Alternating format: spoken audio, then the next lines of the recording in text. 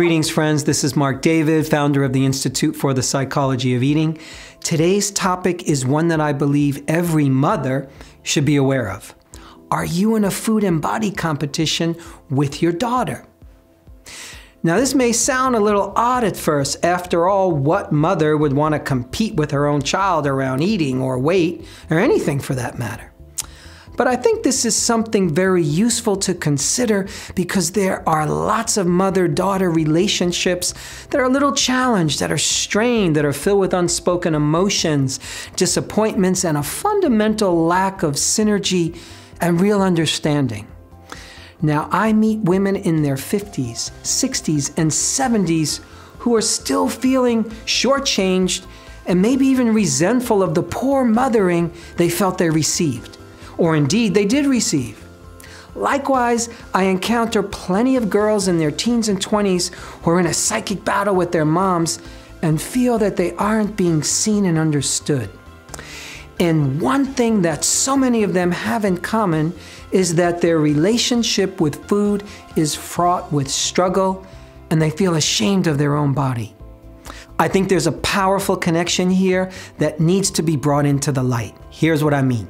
When a woman becomes a mother, but hasn't yet stepped into true adulthood, the mother-daughter bond will be predictably problematic. Stepping into adulthood means that we no longer function as a child or youth. We've integrated to a good degree our early life. We've grown beyond our youthful immaturity and into a sense of dignity and authority and responsibility and mentorship. Stepping into adulthood means we have the ability to unconditionally love and accept to a consistent degree. But when a woman hasn't had that kind of healthy parenting and upbringing that she needed, she can unknowingly lay that all in the lap of her own daughter. And what that can look like is competition. There's a constant critique and judgment of her daughter. She wants her daughter to have what she didn't have, but another part of her doesn't want this because she herself was shortchanged. A mother in this position literally can't help herself because her character development has been so challenged. She's still waiting for her own experience of being loved and nurtured in a good way. The criticism often shows up around weight, size, shape, looks, and eating.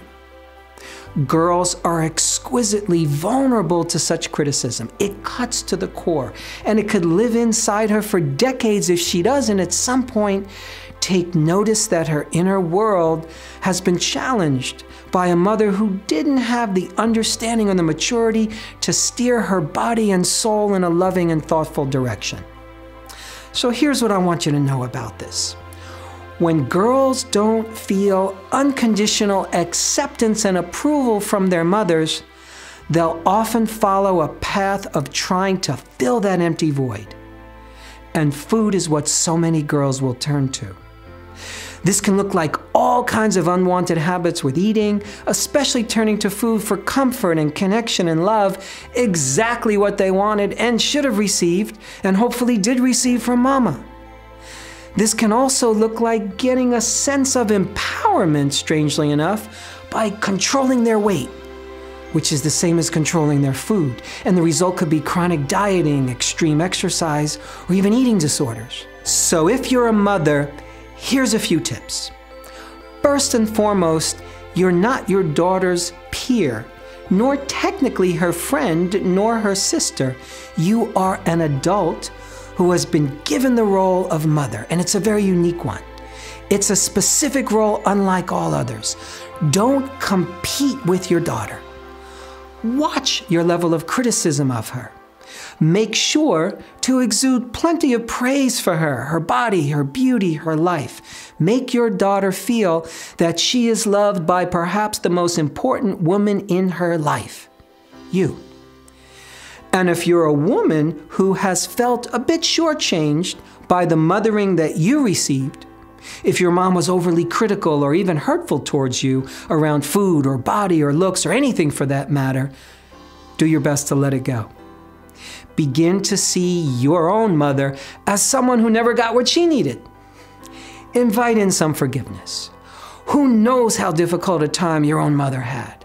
Do you truly know her story, her childhood, and what she endured? This is not easy work. It won't happen overnight, but it is a beautiful, beautiful goal to set your sights on.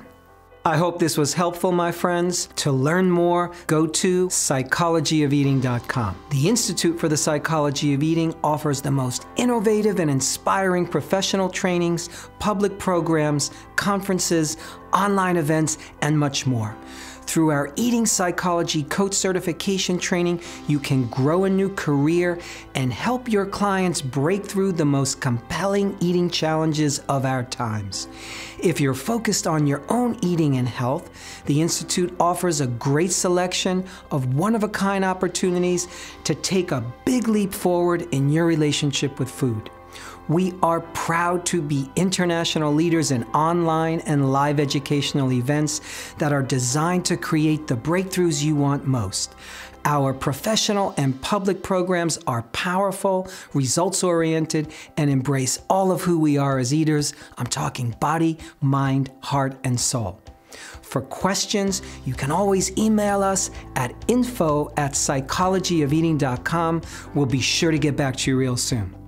This is Marc David, founder of the Institute for the Psychology of Eating. Thank you so much for your time and interest.